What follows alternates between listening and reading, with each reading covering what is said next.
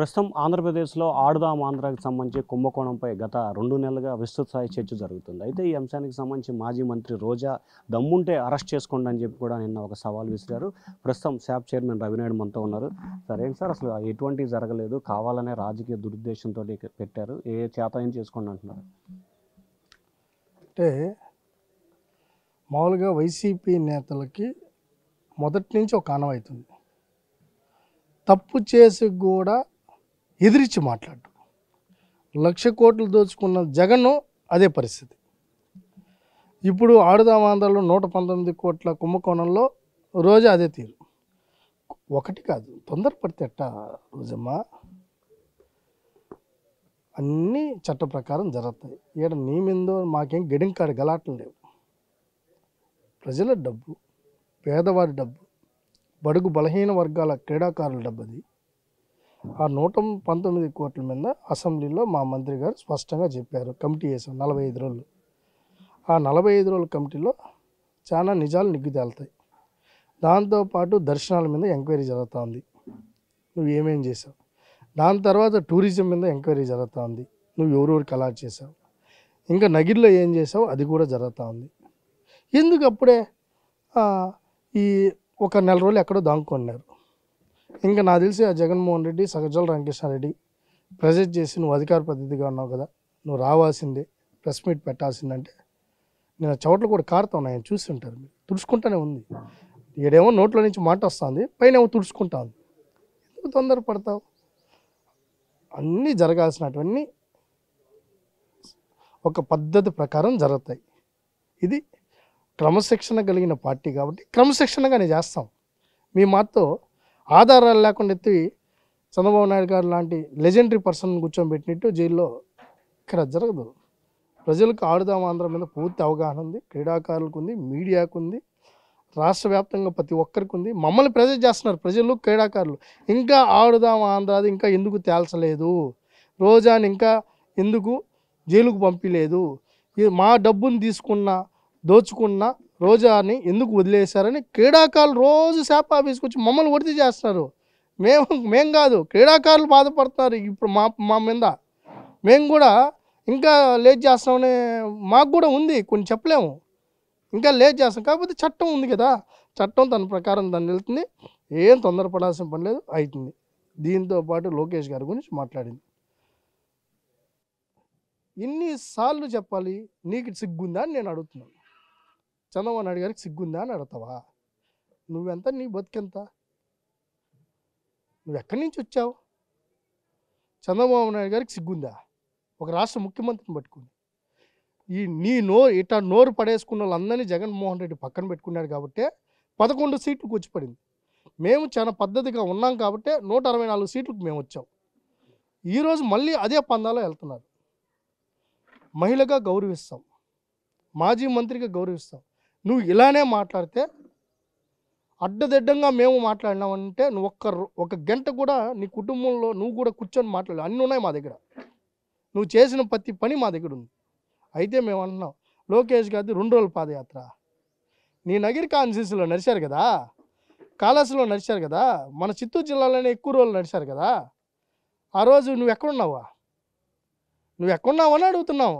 నీ జగన్మోహన్ రెడ్డి పాదయాత్ర లాగానా 2 రోజులు ఎక్కడ అంటే వాళ్ళ నాయకుడు పాదయాత్ర చేసిన జబ్బోయి లోకేష్ గారి పాదయాత్ర గురించి చెప్పినట్టుంది. 2 రోజులు మా నాయకుడు పాదయాత్ర చేశారు, 2 రోజులు ఫ్లైట్లో ఉన్నాడు, 2 రోజులు కోర్టులో ఉన్నారు, ఒకరోజు అక్కడ హైదరాబాద్లో పడుకున్నాడు. ఏదో ప్యాలెస్ కట్టుకున్నాడు కదా హైదరాబాద్లో, చెరువును ఆక్రమించి ఆ ప్యాలెస్లో పడుకునేవాడు చెప్పబోయి లోకేష్ గారిది 2 రోజుల పాదయాత్ర అని చెప్తారు. పాదయాత్ర గురించి ఇది ఒక ప్రపంచనం. నువ్వు జీవో నెంబర్ 1 తీసుకొని వచ్చారు, స్టూలు పెట్టుకున్నారు, మైక్ పెట్టుకున్నారు. ఇదే చిత్తూరు జిల్లాలో బంగారుపాలెంలో లాఠీ చార్జ్ చేశారు. అన్నీ చేసినా కూడా ఏ విధమైన పాదయాత్ర జరిగిందో మీరు చూశారు. మీ నాయకుడు పాదయాత్ర 2 రోజులు రోడ్డు మీద, అది కూడా తెల్లారితో 1 అవర్ వాకింగు, సాయంత్రం 1 అవర్ వాకింగు. ఇంకా మీ నాయకుడు ఎత్తిపోయిన నాయకుడు, మీది ఎత్తిపోయిన పార్టీ. ఇంకా నిద్రలేసి ఏదో చేసి ఏదో లేపాలని చూస్తే అదంతా ఏ పని కాదు. కానీ ఒకటైతే చెప్తాం, రోజా నోరు అదుపులో పెట్టుకో. వాగావంటే మటుకు మేము కానీ మాట్లాడితే నీ కొడుక్కి నీ కూతురికి కూడా నీ మొహం చూపించలేవు. అంటే అసలు ఈ విచారణ ఎప్పుడు ప్రారంభమవుతుంది? 45 రోజుల్లో విచారణ అన్నారు. దాదాపు అసెంబ్లీ సమావేశాలు అయిపోయి కూడా 10 రోజులు అవుతుంది కదా! అసలు విచారణ ఎప్పుడు ప్రారంభమవుతుంది? ఆల్రెడీ విచారణ ఎప్పుడో ప్రారంభమైంది. ఇంకా అసెంబ్లీలో ఎమ్మెల్యేలు క్వశ్చన్ చేశారు కాబట్టి మా మంత్రి గారు 45 రోజులు as per assembly rules and regulations ప్రకారం కమిటీ ఫామ్ చేశారు. ఆల్రెడీ సిఐడికి మొత్తం నివేదికలు ఉన్నాయి. విజిలెన్స్ దగ్గర ఉన్నాయి, సిఐడి దగ్గర ఉన్నాయి. అది ఏ క్షణమైనా ఎప్పుడైనా ఎఫ్ఐఆర్ అవుతుంది. నగిరిలో ఉన్నా, చెన్నైలో ఉన్నా, ఆఫ్రికా ఉన్నా, అండమాన్లో ఉన్నా రోజా మటుకు జైలుకి వెళ్ళడం తథ్యం. దీన్ని ఎవరు ఆపలేరు. సార్ నిన్న జగన్ మాట్లాడుతూ టీడీపీ ఇచ్చిన హామీలు అమలు చేయట్లేదు, ఆల్రెడీ ప్రజల్లో వ్యతిరేకత స్టార్ట్ అయిందని చెప్పి అంటున్నాడు. ఏంటి సార్? బెంగళూరు నుంచి వచ్చాడా జగన్మోహన్ రెడ్డి? వచ్చి ఉంటాడు. మామూలుగా వీకెండ్కి వచ్చినట్టు వెళ్తున్నాడు తాడేపల్లి బంగ్లాకి. అసలు ఈ రాష్ట్రంలో ఉండి ఫస్ట్ ఏం జరుగుతుందో తెలుస్తుంది. నువ్వు బెంగళూరులో కూర్చుంటే ఒకవేళ కన్నడ ఛానల్ చూసుకుంటూ కూర్చుంటే ఎట్టా? నువ్వు ఇక్కడ చూసి బిగ్ టీవీ చూడు, బిగ్ టీవీ చూడు, చూస్తే నీకు తెలుస్తుంది మేము ఏమేమి పథకాలు అమలు చేస్తున్నామో, ఏమేమి పరిశ్రమలకు శంకుస్థాపనలు చేస్తున్నామో, ఏమేమి కార్యక్రమాలు తీసుకున్నామో, ఎంత ఉపాధి కలిగిస్తున్నామో. ఒకటి లోకేష్ గారైనా, చంద్రబాబు నాయుడు గారైనా, పవన్ కళ్యాణ్ గారైనా ఏమేమి కార్యక్రమాలు చేపడతామో, ఈరోజు డబుల్ ఇంజిన్ సర్కార్ ఏ విధంగా పనిచేస్తుందో తెలుస్తుంది. నువ్వు ఇక్కడున్న తెలుగు ఛానల్స్ చూడకుండా బెంగళూరులో కూర్చొని కన్నడ ఛానల్ చూస్తే ఇక్కడ ఏం తెలుస్తుంది?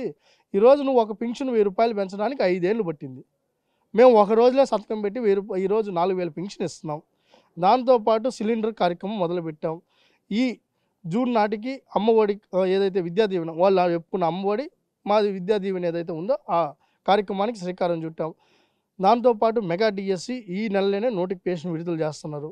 ఈరోజు ఏ పరిశ్రమలు అయితే మీ దాటికి తట్టుకోలేక, మీ కమిషన్లకి కట్టుకోలేక, మీకు భయపడి ఇతర రాష్ట్రాలకు వెళ్ళిపోయినారు, వాళ్ళన్నీ మళ్ళీ రిలయన్స్ లాంటి పెద్ద పెద్ద సంస్థలు ఖండించి ఇక్కడ వచ్చి మళ్ళీ పెట్టుబడి పెడుతున్నాయి.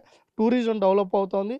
దీంతో పాటు రోడ్స్ నువ్వు ఏదైతే 5 ఏళ్ళు వదిలేసావు కదా రోడ్స్, ఆ రోడ్స్ అన్నీ మొన్న పండగలకి రోడ్లు ఎలా ఉన్నాయో ఒకసారి నువ్వు ఎలా తిరగాలనుకుంటున్నావు కదా, మరి నువ్వు మళ్ళీ దాంట్లోనే మళ్ళీ హెలికాప్టర్లో పోతున్నావు. నువ్వు అట్ట కాకుండా వెళ్తే కింద నుంచి వెళ్తే మేమేమేమి రోడ్లు వేసినామో, మేమేమేమి సంస్కరణలు తీసుకొని వచ్చామో, పరిపాలనలో ఏం మార్పులు వచ్చాయో, సంక్షేమంలో ఏం మార్పులు వచ్చాయో నువ్వు చేయలేంది మేము ఏం చేసామో తెలుస్తుంది. నువ్వు బెంగళూరులో కూర్చొని ఒకరోజు వచ్చేసి తెల్లాతో ప్రెస్ మీట్ పెట్టేసి మళ్ళీ సాయంత్రానికి స్పెషల్ చాపర్లో వెళ్ళిపోతే ఏం తెలుస్తుంది? నేను కూడా బిగ్ టీవీ ప్రేక్షకులు, బిగ్ టీవీ వాళ్ళకి మీరైనా చెప్పండి. బిగ్ టీవీ వాళ్ళు ఒకరోజు మైక్ ఆయన నోట్లో పెట్టండి, ఆయనట రికార్డ్ చేసి పంపిస్తారు, మీరు పెట్టండి. సార్ ఈ విధంగా ఈ స్కీమ్ తీసుకున్నారు, మేము ప్లే చేస్తాం, దాని మీద మీ ఒపీనియన్ అడిగితే, లేకపోతే ఆయనకన్నా బిగ్ టీవీ ఏ నెంబర్లో వస్తుందో చూపించండి, ఆయన చూసిన తర్వాత నాకు తెలుస్తుంది. అంతేగాని అది చేయలేదు, ఇది చేయలేదు, మొదటి నుంచి తప్పుడు మాటలతో, వాగ్దానాలతో అధికారంలోకి వచ్చింది జగన్మోహన్ రెడ్డి. అవి నిలబెట్టుకోలేక ఆయన ఈరోజు కుప్పగొల్లిపోయాడు. నాయకుని కలవడు, కార్యకర్తలను కలవడు. ఈరోజు మటుకు కార్యకర్తలను కలవాలి, ఎంపీటీసీలను కలవాలి, జెడ్పీటీసీలు కలవాలి. ఆ రోజు 5 ఏళ్ళు ఏం చేసావని అడుగుతున్నాం. ఒక రోజున్నా ఒక ఎమ్మెల్యేకి అపాయింట్మెంట్ ఇచ్చావా? ఈరోజు లోకేష్ గారు ఏ ఊరికి పోయినా ఈరోజు గ్రీవెన్స్ అక్కడ రన్ అవుతోంది. 100 మందితో కలుస్తున్నారు, కార్యకర్తలతో సమావేశం. మేము చేస్తున్నాం కాబట్టి మేము ధైర్యంగా పోతున్నాం. నువ్వు చేయలేదు కాబట్టి దాంకున్నావు, ఈరోజుకి దాంకున్నావు. సో ఇది మొత్తం మీద చూసుకుంటే రోజా ఎక్కడున్నా సరే ఖచ్చితంగా విచారణ కొనసాగుతూ ఉంది. ఇప్పటికే ఆ విచారణకు సంబంధించి ఏ క్షణమైనా ఆమెకు నోటీసులు ఇచ్చి అరెస్ట్ చేసే అవకాశం కనిపిస్తుంది. అలాగే జగన్కి సంబంధించి ఆంధ్రాలో ఉండి ఆంధ్రాలో జరుగుతున్న అభివృద్ధి గురించి తెలుసుకోవాలి, అలాగే ఆంధ్రాలో ఉన్న మీడియాను పరిశీలించాలని చెప్పి కూడా రవినాయుడు చెప్తున్నారు. Vote studio.